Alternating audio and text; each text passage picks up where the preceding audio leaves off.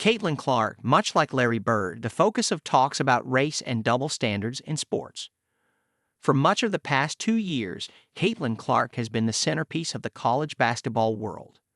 Now Clark, like NBA Hall of Famer Larry Bird was 45 years ago, is involuntarily the focus of discussions about race and her transition to professional basketball.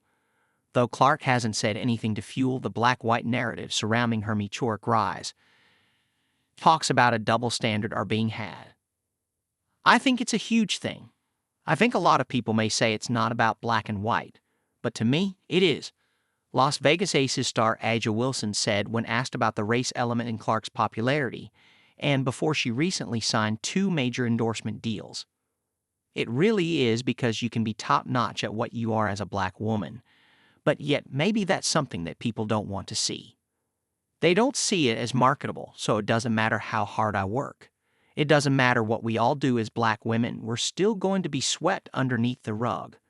That's why it boils my blood when people say it's not about race, because it is. To be clear, Clark is a skilled hardcourt savant from Iowa.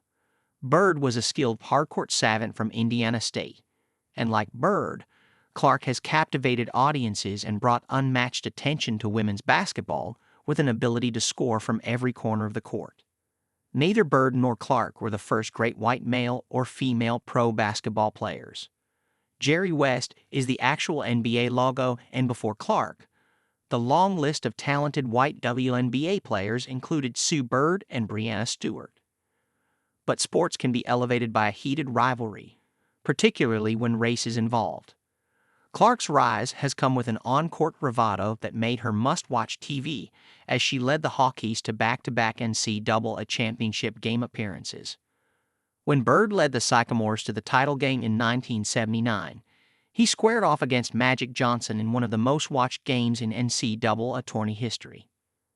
At Iowa, Clark's on-court rival in the NCAA tournament was former LSU star Angel Reese. Then she took on women's juggernaut South Carolina and coach Dawn Staley. The matchups created the kind of made-for-social media moments that captivated audiences, regardless of gender. The matchups also led to ongoing discussions about how race plays a factor in the treatment afforded to Clark, a white woman from America's heartland, as compared to black counterparts like Reese. Clark has said she and Reese are just pieces of a larger movement. I would say me and Angel have always been great competitors, Clark said prior to Iowa's Elite Eight matchup with Reese and LSU in March. I think Angel would say the same, like it's not just us in women's basketball. That's not the only competitive thing about where our game is at, and that's what makes it so good. We need multiple people to be really good.